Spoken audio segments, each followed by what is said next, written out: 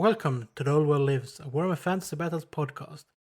You can find us on Facebook at The Old World Lives, on Instagram at The Old World Lives, and you can reach us by email at theoldworldlives@gmail.com. And now, on to the episode. Hello and welcome to The Old World Lives, a Warhammer Fantasy Battles podcast. I'm Christopher, and with me tonight I have Jimmy. Hello. And something of a prodigal son returns. We also have Jens on the podcast. Hello, everyone. Welcome back, gents. Thank you. Did you miss me? No. Yeah, we did. 1 out of 2. I'll take it. This episode is number 8, and it will be a hobby episode with listener questions. But first, we're going to have a little bit of hobby chat. And since Jens haven't been on for long, well, Jens, have you done any hobby? Oh, yes, I have. I did post a picture of my Knights of the White Wolf on the Facebook page. And they look lovely. Yeah, red barding on the steeds and red hafts on the hammers, so they look properly old school. Then I've done 15 tutoring guard, based and done, a great cannon, 10 handgunners, a warrior priest, and 20 swordsmen. And I think I did the 20 swordsmen when I was on last time. Well, you've been working on them at least. That's what I know. Yeah. Yeah. So I've got basically all I need for 1,000 points force now. Nice. Yeah, I'm just going to do some more tutoring guards and then do the boring stuff and paint more swordsmen or spearmen or whatever I choose to do. We'll see. Boring core units. Core units are the fun stuff. Look at me. No. Yeah. I pretty much only use core unit stuff. And how's that working out for you? Oh, it's horrible. Yeah, it is. Yeah, how's that progress on your 200 goblins? Well, I recently glued and based 100 goblins, and yesterday I sprayed them black. Basically done. Yeah, exactly. So this weekend I'm at least going to do the robes and start painting on the skin on everyone. That'll keep you busy. Yeah, sure will. I also have visitors during the weekend, so I might ask for some help. Yeah, they can help you paint. Yeah. You mean you're going to press gang people? Yeah. Everyone else at home is a git, and gits are below me. I'm the boss, so I decide what's going to happen here. So my friend who's visiting this weekend is going to help me paint. That's good. Be firm. That's the most important part. Yeah. He's also a hobbyist, so he actually knows how to paint. It'll be something. That's good. That's always a benefit. Yeah, sure is. Other than building the goblins, I haven't done much. Just painting more goblins and more goblins, and planning on the unit fillers. Yeah, and I've been digging around for some stuff to trade with you also, Chris. That counts as hobby progress. Yeah, but not what you're getting for in the trade. That's not hobby progress for this game, at least. No. That's something completely different. Yeah, but it could be a really advanced steam tank, perhaps. Yeah, you could call it that. Maybe I'll convert it. Just put the engineer head poking up on. A triple-barreled pistol. Yeah, and maybe replace the main gun and put in a cannon instead, like a great cannon. Yeah, why not? Big barrels. Love that. Well, that's at least some progress from you guys. And if basically counting buying stuff as progress, because I bought new paint racks and I'm ordering spearmen. I've also been working on a slightly overworked base for my bolt throwers. Yeah, I've seen that. That looked cool as... Yeah, it's a lovely base. I love how it turns back and forth. I really felt like it should swivel a bit because they're quite annoying to move, I think, on the battlefield. Yeah. And it will look good because I'm planning to, when I eventually make some kind of display board for them, they will have like an emplacement point for them. Nice. So if people go like, this is impractical, you can be like, shut up, Phil, it looks cool. Yeah, look, swivel, swivel, swivel. So we don't really have any news this week because this goes out after the made to order is finished. Yeah. Could mention that an old worlder is going to the Age of Sigmar world, or... Yeah, we could mention that. It's got the voice of a god. Yeah, and for those who listens, we're talking about the return of Gotrek Gurnison, who returns to the new world in Age of Sigmar. I did listen to the book. I liked it because I like parts of this new world, but I mostly loved how Gotrek was displayed in the book. And the voice is of Brian Blessed, and he does a really, really, really good job on Gotrek. So he does justice on him. He basically looks like a tall Gotrek. Yeah, he sure does. And as usually, Gotrek is as badass as he has always been, except in a grander scale. He's looking for Felix. This is the thing. He want to meet up with Sigmar and make sure Felix is a Stormcast Eternal. And there are some clues that he might be. Ooh. Yeah. But there are also clues about some grey-robed rat man who might have survived. Yeah, Just some clues. why not? Yeah. It's not like they're still selling the model named Thanquol on Bone Ripper or something. Which is a gorgeous model in Yeah. basically all of the incarnations of the character as well. Yeah. But the latest one is just fantastic. Yeah. Pretty cool. So that's pretty much the news we have, I think. Yeah, I need to get my hands on that book. Oh, yeah. Yeah. They also released the Warhammer Fantasy role-playing book, 4th edition. It's a nice book. Mm-hmm. And there's expansions coming soon as well. Yeah. So they're going to keep it alive. Yeah. I bought the book recently, and I haven't got the physical copy yet, but I did get the PDF version. That's also a nice touch that they sent out a PDF if you bought the physical version. Yeah. Because I've seen instances when you basically have to choose if you want the physical or the PDF. You don't get both. Yeah. Yeah. And they did that with the beta version of the rules as well, I think. They sent out Yeah, I think so. for people to playtest the last incarnation of it before it went to print. Yeah. But for more on new Warhammer Fantasy role-playing game, you should check out the Old World podcast, which is the 4th edition fantasy podcast. The Old World podcast have lately been doing a full rundown on the core rules and the changes from the previous editions. Like all of the editions? Well, they started the podcast before 4th edition was released, but when it was announced, so they went through a bit of the previous editions. They went through lore, they went through magic and the history of the Old World. And they're also currently running, like, alternate episodes are their campaign and alternate are rules and questions. Nice. So it's quite nice listen. So just before we move on to this, I'm going to mention that some of the questions have been answered in a previous recording with me and Niklas. So they're going to be spliced in here. So if there is a bit of inconsistency for you listeners, it is because they're recorded at 2 different times. So on to a little hobby and Q&A. The first one that I'm going to answer is from Christopher, not that one. Would you mind reading it up? I was thinking about painting ideas as I was working on some Empire Knights yesterday. So I'm really good at painting Space Marine armor and tanks. I have a ton of tricks and techniques to speed up the process and make them look great, but I don't really have those tools for a few of the things that we have in fantasy that we don't really see in the 30k or 40k universe as much. So, any ideas on painting animals, horses in particular, especially that satin coat they have when you look at pictures of them? Painting realistic hair and beards and the different texture and shading of cloth versus power armor. So that's the question.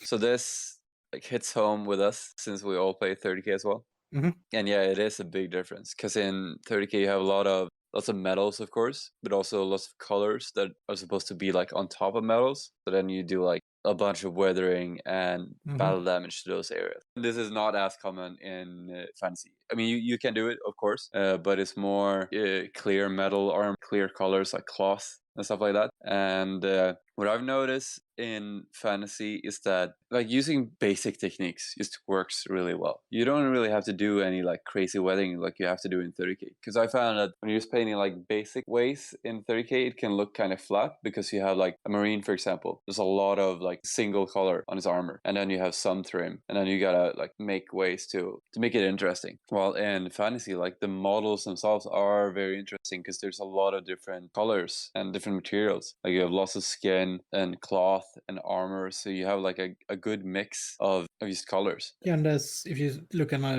a general Space Marine model, it doesn't have that much more detail than maybe a belt and a lot of rounded armor. Yeah. And some sharp edges on the shoulder pads. Whereas fantasy miniature can have sculpted pockets and pouches and basically stuff they've picked up from the ground that, this might come in handy sometime. I'm going to put it in my belt and then you're walking. Just take like my case of riders versus like a Space Marine biker. Space Marine biker is basically like, if you look at it, of course there are more colors, but if you look at it, there's like 3 colors. The base color, let's say red, the trim is gold, and then you have like a detail color which may be green or something, and that's That's like the main thing you see. But if you look at a Kislev rider, you have the horse, which is like 3 colors: the base color, the mane, and the saddle strappings. And then you have the rider, which is just crazy amount of stuff: black boots, red pants, chainmail, leopard coat, feather banner, metal armor, skin, the lance is brown. There's just so much going on. So you don't really have to have crazy techniques to make a model stand out. Just sticking to principles that work. So like when I'm painting my stuff, I always think you just have like a base color and then always use 3 colors for one color, so to speak. So if you have a red, you start with I start with a dark red, and then I wash it, then I highlight with a brighter red, and that's it. And then you just do that for like all the colors. Like, of course, there's some stuff that it's just too small to be able to do that. Like you can't highlight everything. Kind of sticking to that, like 3 color principle: base color, wash, and highlight. Doing that all over. Went into doing with Kislev, and it's worked out really well. They're painted pretty basically, but I just take the time to paint in this way, and it works really well. And he also said, like, any ideas on painting animals, horses in particular? This is just the way I painted my horses, but also trying to stick to very earthy colors, kind of toned down browns and grays and different shades of brown and beige, stuff like that. I've been pretty liberal with the Devlin. No, it's not called Devlin Mud anymore. Agrax Earthshade. Yeah, that's the one. So I've been pretty liberal with that one. And also, like, when I'm highlighting the horses, just outlining the tops of the muscles, I tend to use the same color as I used for the base, just to don't make it like stick out too much. Yeah, I've been thinking about like the kind of sheen that you see from horses. I think it's kind of hard to make. You would be drawn to do like a satin wash, but then they would just look like glass horses or something. So I think just like doing them pretty matte works the best. Just doing some low-key highlights. Also, these are like the first horses that I painted. I think they turned out pretty well. And I've been painting them very basically. Be consistent about it. Paint them kind of toned down and they'll look good. Have you started with your dark riders? No, I had some that weren't painted, so I decided to strip the old ones because they wouldn't match at all. Partly because I'm going for a new paint scheme, and because those were painted in 2004. So they were shipped everywhere and on the metal minis riders, and the fact that they were painted in 2004. Yeah, I've been thinking about, because I'm gonna paint a black horse, and I've been kind of scared of painting either black horses or white horses because they're just hard to do shades and highlights and stuff with. Yeah, but the trick to painting black is not painting the entire model black. Yeah, I think I'm gonna go for like a German gray and then wash it down. Maybe use black in the recesses and highlight German gray again. That's also the problem. You don't want them to turn dark gray too much. You don't want them to look, oh, that horse is gray and it's not black. Well, it's gonna be a bit half remembered. You know how it is in the back of the head, but the eye sees something as black as long as a certain percentage of the model is black. Brain recognizes it as black. Obviously, if it's too great of a difference, it will look wrong. You can always do, depending on the color scheme and the lighting of your models and stuff like that, you could change the tone on the black to a blue or a green or a red or whatever color you want, just a little, just to make the black work. Yeah, that's true. I also got to say that on our Instagram, I actually posted like how to paint horses a while back. So you scroll through there and you'll see some like a horse tutorial. I think I did like a brown one. I think that one is my favorite way of painting them. Turns out really nice. Start with like a beige bottom and then a flat earth on top, and then kind of paint half of the stuff that you painted beige and also brown, and then you kind of wash it together and then you highlight. Turned out really nice, I think. Did you But have a it's- lot of horse pictures of as reference when you painted them? Yes, I did have some pictures of horses actually. My girlfriend had this horse calendar I was looking at, but it's a lot easier painting horses than you would. That's also good advice, I think, that basically no horse looks like the horse next to it in real Yeah, life. that is true. I also used like some brush splatter. You know, like when you just flick the brush with your finger and paint goes everywhere, but hopefully some of it splashes onto your horse. That has some nice effects. Yeah, it makes them look a bit textured or spotted, and that makes it look more real. And that's the same with, because he asked for shading of cloth. And that's a technique you could do for cloth as well, or blending. Blending cloth takes time, but it looks really good. Yeah, I think you would be the cloth expert. I used to paint like this 3-color way, and it's basic, but it works mostly. It's not Doesn't take very, forever. yeah, it's not very advanced. But I mean, there's usually so many colors on a fantasy miniature that you don't spend a lot of time looking at one color. Like if they have cloaks, then I think it would be wise to do it in more detail maybe.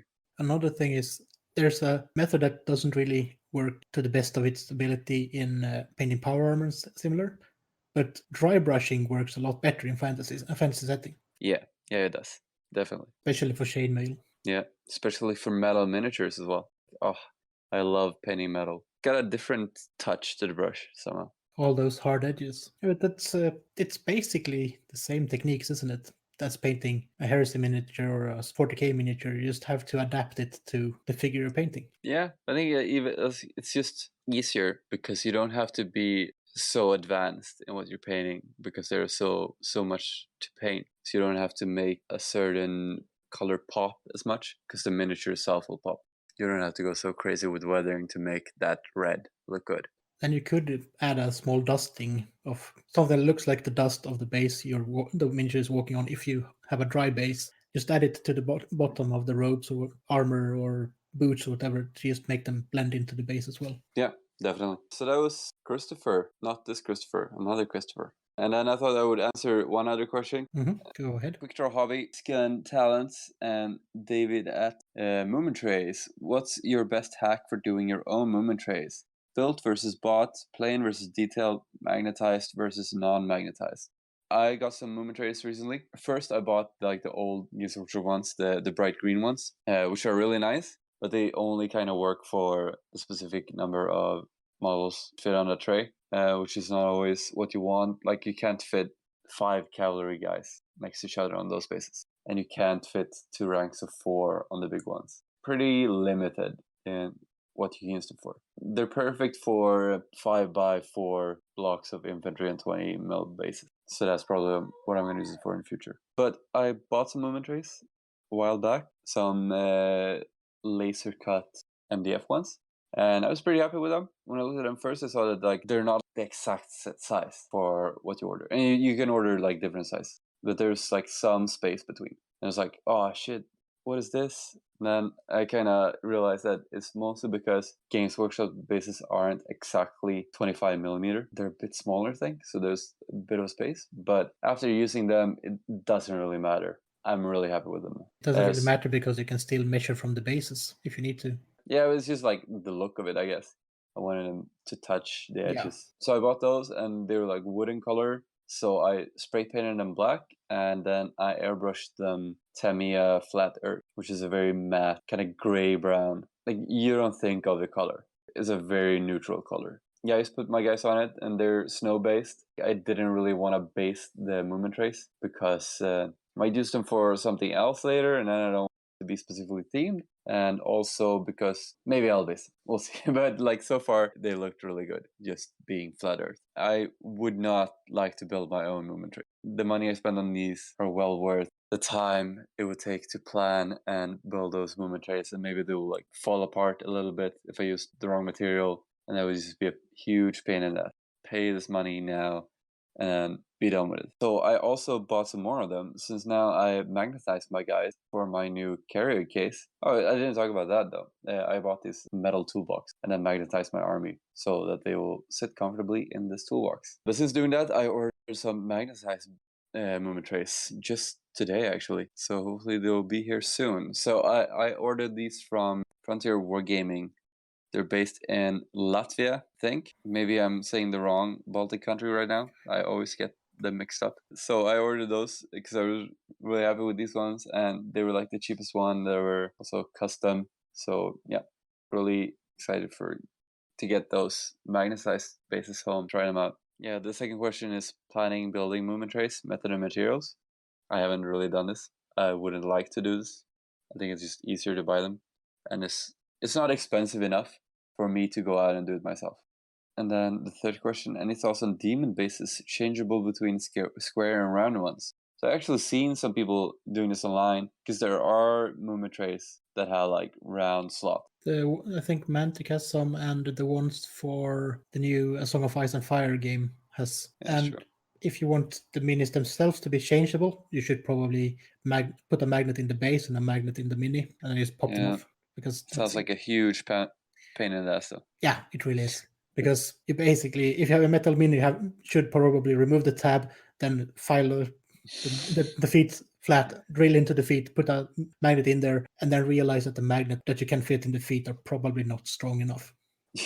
If it's a metal mini, because it will fall over. Yeah, no thanks. So then it might just be easier to do like use a movement tray and adapt it to accept the round bases that would fit. So it would technically be a large square base, but the minis themselves will still have the round bases, perhaps. Yeah, that's the one I've seen. I saw some pictures on Instagram. I can't remember who posted them, but that seems like a clever way of doing it, and it works fine. I would still think of the round base when I was playing it. Feel like a bit weird, but then again, they are demons, and they don't really belong in that world. Or another one would be if you have those that are like supposed to be like skirmish units in fantasy. Maybe get a disc the size of the bottom of a round base and magnetize that to a square base. So the square base is on top of it. It will work, but it won't look the best it could, I think. I'm not really sure if I follow you here. For skirmishers or what? Yeah, for everything that if you have square-based models and you want to use them with round-based models, round bases later.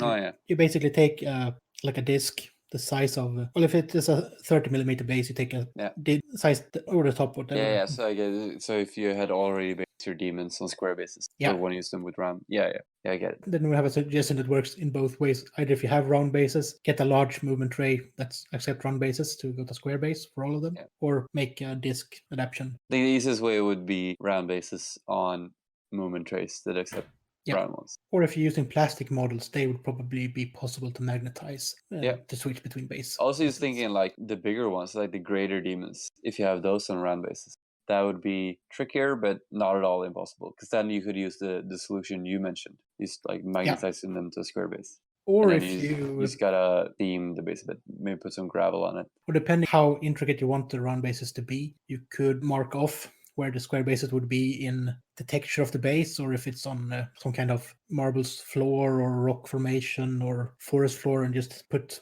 thematically, not just make a square around the mini, obviously, but just mark out approximately where it would be for gaming purposes. There are more than one way to do it, but most of them will just look a bit off, no matter how much work you put into them, I think. You should use all square base. So listen here.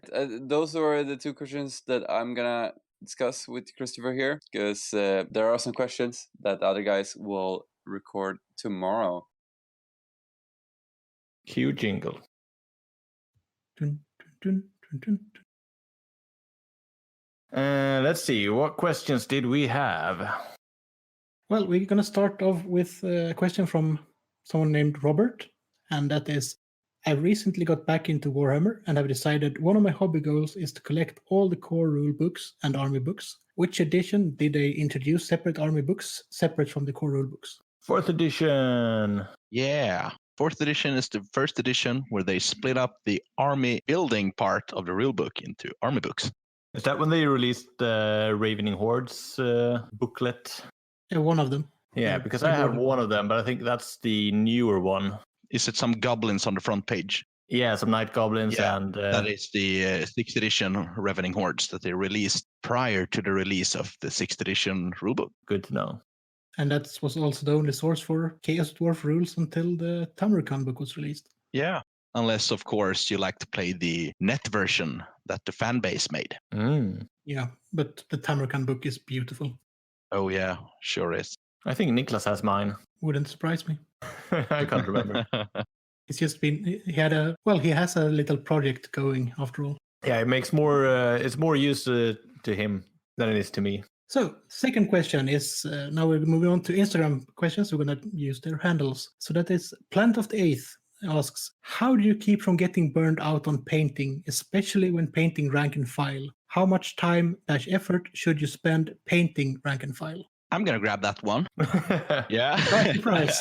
Surprise. Well, first I decide on the paint scheme, what colors I want to paint. And then I do a test model. And I ask myself, how can I dumb this down with fewer steps? And once that's decided, I try to find something to have in the background, some audible thing, like a movie, a good soundtrack, some series, an audiobook or drama, whatever floats your boat. And then I use this to keep myself sane while I batch paint miniatures. So batch painting is my secret, and I either paint batches of 5 or 10 models, depending on how big the unit is.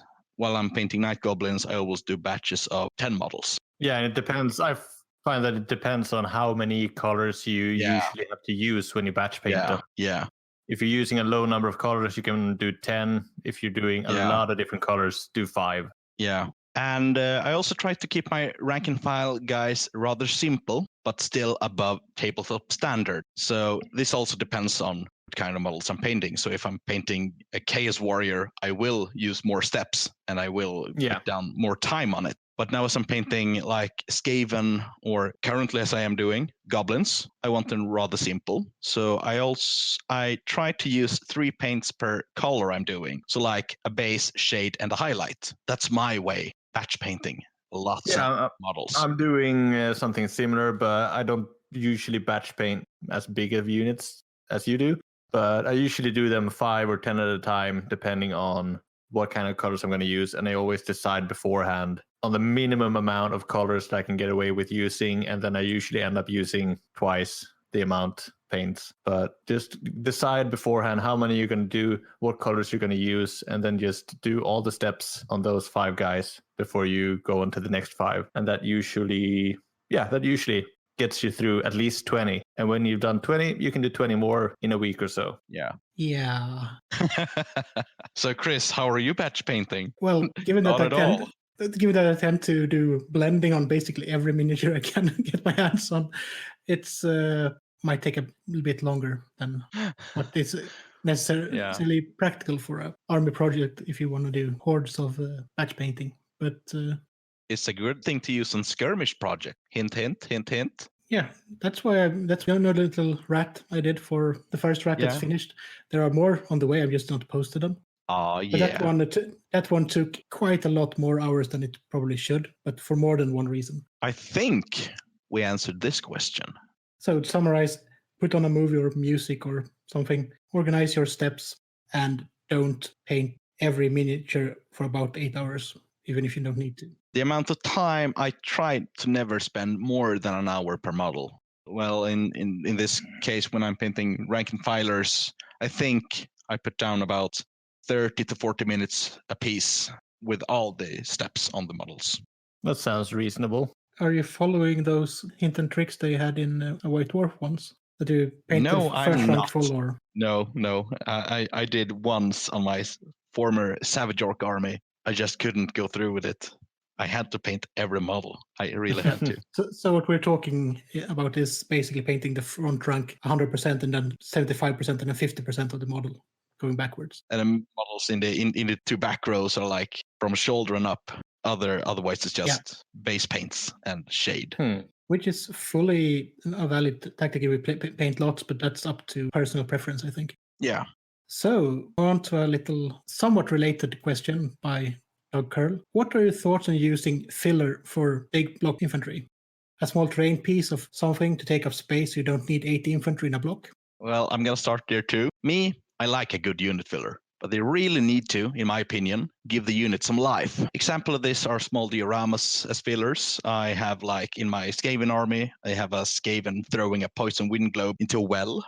And other good examples could be if, like, you're doing a Vampire Count's army, a mausoleum, or grave sites are superb unit fillers. Or if you're doing a Wood Elf army or a Goblin Spider Rider army, trees would be really fitting.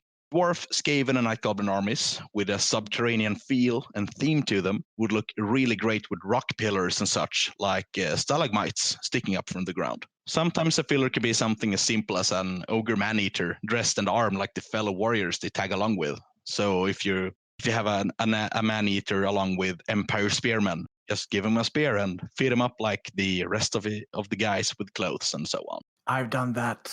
Nice. You gotta show me. Yeah. I'll paint the guys up and I'll show you, but I've done exactly that. That's a good idea. As long as you don't build a filler that takes away from the functionality of the unit, so you don't put like a tree that's 10 inches tall in the middle of a unit or something. Yeah, and I think now I've been lazy and done a unit filler for a 20-man unit, but I think you should really avoid using unit fillers in units below 20 or 30 guys. If you're using 100 or 80 night goblins, then by all means fill it out with a bit to make it a bit more alive. But yeah, and sometimes I'm gonna add, just like for a night goblin army, for example, you can use trolls for unit fillers, or if you play, or if you play chaos, throw in a chaos monster or something into the unit with monster handlers, or just do this ogre man-eater thing with a chaos ogre in the midst, or a giant. But that would look weird. That then might we be a come bit into- too big. It would look cool, but it would be weird for gaming purposes. Yeah. Then we Why that's the wouldn't same with giant having a hit large them? 3 or Yeah. something. Yeah. Well, it's not just that it might look weird why they are having a giant with them. It could also interfere because it can, even though it shouldn't really block line of sight, it could interfere with measuring and actually seeing what's going on. Yeah. And if you put the night goblin on top, it's really modeling to advantage. Yeah. Oh, yeah. Good thing to think about, that a unit filler is okay, but it has to look the part, not just a patch of grass. Exactly. I did see a unit filler once. It was just a pillar. It was like, why is there just a pillar in the midst of the unit? There was no other kind of things from a ruin or something. It was just a single pillar taking up 4 spots in a unit. I was like, why? This makes no sense. If there were more ruins in the whole unit, it would look amazing, but it's just a single pillar. This is something that you could do with matching the unit filler in one unit with the basing scheme, so it blends into the entire army as well. Yeah. Does that make sense? Like say with ruins. I have seen other really bad unit fillers, like just a big stone, a big rock, and like one guy standing on top. And this rock was like 6 or 8 25 millimeter bases. This is the space it took up, so it's a lot of space. And it was and just around the rock there was single miniatures. I think it was a Chaos Warrior army. The army was good painted, but the unit fillers were really cheap and bad. Yeah, that's just lazy. Yeah. But as an example for unit filler, you could do is like in the God of Felix book, Dragon Slayer. Malachi Makaison takes a horse and cart or pony or cart with all of his equipment in it, and no one is allowed to see it. And there's always a slayer that tries to sneak into the cart and steal stuff. So you could model, if you're making a huge blob of slayers, model that cart like that, and have basically one slayer trying to sneak in and one slayer telling him off. Yeah, that And would look pretty cool. Tell a story. And exactly. It would tell a story. And I'm gonna mention a friend of mine. He have a really, really cool Skaven army. It has a Clan Scryer army. His unit fillers are contraptions, mechanical contraptions that represent the magic items of the heroes that he puts in the unit. So in the 7th edition, there was a Clan Scryer magic item called the Doom Rocket. And this friend of mine, he models every single magic items on his models, except this Doom Rocket wasn't on this model per se. It was as unit filler. So in the unit, there is a small track thing. It looks like just a kind of weird machine, but this part is modular, so you can turn a cylinder on it and voila, it's a big rocket. I'm going to try to get some photos from him later and post on our Instagram. He basically made a big rocket on some tracks. That is pretty cool. Yeah, it is. And it's like, what is this? Yeah, it's my Doom Rocket, see? And then he popped it. That's really, really good. And he could remove the rocket itself. So when it fired it, he could take it away. And the unit filler, so the tracked machine thing is still there as a filler, taking up 4 slots. That's really cool. Yeah. And he's planning more things for his Clan Mulder army, I think. He really likes doing unit fillers, and he does great ones. As long as they make sense and fit the theme, that's really nothing against them. No, it's nice. No, it's when they border on the lazy part of the scale that becomes a bit. And they do look a bit odd if you try to use a unit filler with 10 models around it. Yeah, 20 at the minimum, unless you can do something cool to get away with it.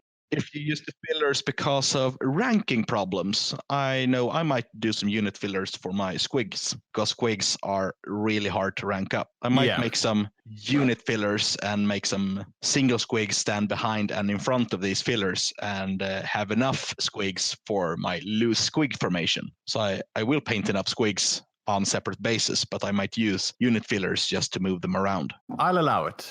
There will at least be the correct number on the filler bases. So a 40mm base will have 4 squigs. Nice. Sounds really good. Might have started spinning around what kind of unit fillers can I do for my Dark Elves. Some sexy slaves. I was rather thinking like a pile of gold or a chest being dragged inside a unit or something, but we'll see. Don't forget, I'm going to make you a slave master. Yeah, that's true. That one would go well with the Corsairs. Yeah. Or if we're ever playing with that, there's a fan-made extension army book for 8th edition, which has slaves as a Dark Elf unit. That's pretty cool. But I think that's enough about unit fillers. Yeah, I think so. So this one, I think we can all just tell what we think about it. And that is 41st Millennium. He's asking, do you prefer to pick a theme or piece of fluff to follow before choosing an army/paint scheme? Or do you prefer to choose models you like aesthetically and design background as the force grows? I use a mix of both. I mean, for this army at least, I knew I wanted to get my hands on some cool Tutoring Guards. And if I'm going to use Tutoring Guards and Knights of the White Wolf, then the theme of my army is pretty set.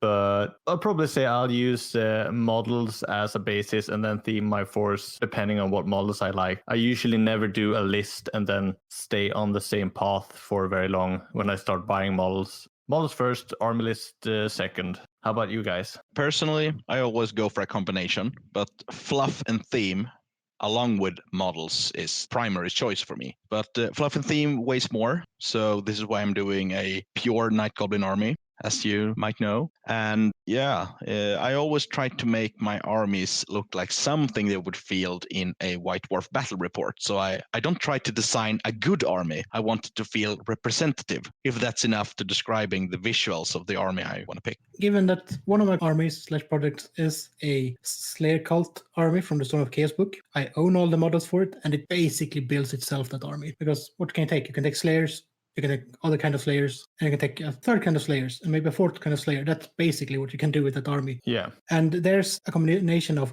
fluff and theme with some of the coolest models that have been made and some of the silliest models that have been made. So that's almost a cop-out as an answer, because it's impossible to not build a theme. But when it comes to Dark Elves, it's basically looking at models I like and then trying to pair them with the theme I want to build. Yeah, that's about the same as I was trying to say that I did. Use the models I want and then find a theme, stick to that, make it cool. Mm-hmm. And now my current army is basically based in Nagranath, with it's on Albion, which they took a small enclave of Dark Shadows campaign, and then trying to make sense of what kind of units of all the gorgeous units would make sense for a small enclave of basically pirates to have. That's Corsairs, maybe some Spearmen, and then Dark Riders, and then cut down on units like Knights, which are sons of nobles, basically. That makes sense. Basically, work around the theme you want, because you can always make another force, use the models from the force you've already made. This is what's going to happen with my greenskins eventually. My Night Goblin force will grow into a fully greenskin force, so I can use orcs and goblins alongside my Night Goblins. Yeah, it's inevitable that an orc warboss will come along and just, you're with me now. Yeah, for those who have seen my warboss on our Instagram, Grislag Iron Fist will take over my Night Goblin tribe eventually. He will. One day, my Dark Elf Enclave will get a call from the Witch King to someone under his banner, and they will answer the call. That gives me a thematic possibility to build Malekith and some Blackguard and all of the other things that fits in a Witch King army, rather than a noble in Albion army. Yeah, and I can get some Flagellants, some steam tanks, stuff like that if I choose to join the Grand Empire army. So that's kind of good thing to have in mind when you theme your army. If you want to, you can go whole hog and just make this army as one project. But if you think about it, you could also make this army as part of a larger project in the end. And you can always Never-ending army. Whoa, whoa, Yeah. whoa, whoa, And if whoa. you can theme the bases to be pretty much alike, you can just use bits and pieces from every army. If you want to do a coalition between, like if I'm going to do some Talabek land troops and some Middenheim troops, if I do the bases in the same color, I can just mix and match, which is always fun.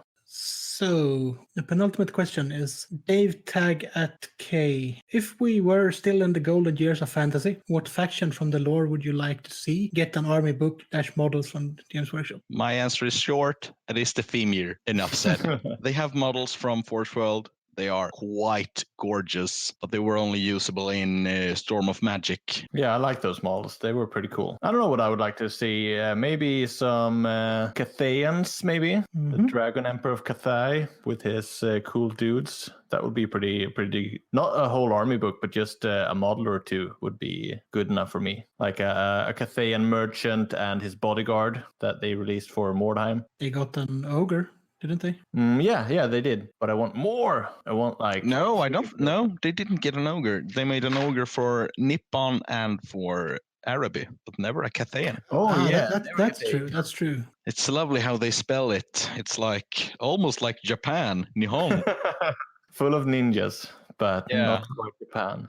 OGW, you clever bastards. You had me fooled. I would have wanted, well, there's more than one, but one that in particular would be like a proper Dogs of War army book. Well, even for 6th edition or later, and then later editions, that might have just had some details on some of the free states or some of the pirate cities, or like have Marienburg in it for one. Yeah. I'm gonna say this. In I think it was 5th edition, might have been 4th. They did release an army book with lore and everything, maps, all apart. I saw it when I was at BSK playing 30K and bought some lovely ogre man-eaters for like no money at all. And I was looking nice. at this book and I was like, I wonder how much this differs from the PDF version for 6th edition. And the point costs was the thing that differed. The rules were like pretty much the same. Yeah, but that would have been a really, really nice book. Yeah. Especially since they started to explore it a bit and then moved on to have some of the vampire stuff in it, in the White Dwarfs and stuff, and in the Luster campaign, and then nothing. A true shame. Yeah. Well, there were some Marine burgers in Tamurkan, weren't there? Oh, yeah, the land ship. Oh, yeah. That's a Forge World publication and probably mostly no true army now. Yeah, and for this question, an army book that portrays 3 cities and Dogs of War and some pirates, just like a compendium with several lists in it. Don't have to be much, just some, because there's a lot mentioned in the background and just hinted at, and it would be a way to make the world deeper and not just have the human kingdoms of the Empire and Britannia and nothing else mentioned. Yeah, there's far too little on the other guys, on the other humans. More humans needed. From the same person, this is a question that only you two will answer, because I answered this with Nicholas, and it would be pasted in right after this. So, how many cats can Carl Franz eat? Well, yeah, me and Jens did talk through this, and we have agreed on one answer. Yes, all of them. All of them. There are no cats left in the old world because he has eaten all of them. Yeah, I have never seen a cat model that is not a familiar. If you don't believe me, just go and have a look for yourself. There's no cats anywhere. Cats the only don't exist. felines that's left are the saber tusks. Some cats might have gone to the Elder Scrolls world and become Khajiit, but I don't know. There simply are no cats. He ate them all. Is that how he got possessed by a god in the end? Must have been so. Yeah, if you eat all the cats, I think it's reasonable that a god will come down and possess you. I mean, every cat have 9 lives, so if he's a cat, he gains those 9 lives. So eventually he would get the status of a god, or strong enough to host a god within his body. Yeah, I just ran the numbers and that math shakes out. Amazing. Well then. Well, there's one more I'm going to ask you before we leave this. And that is possibly an adaptation of a question that was sent to more or less every 30K podcast a while ago. And that is, how many cats can Carl Franz eat?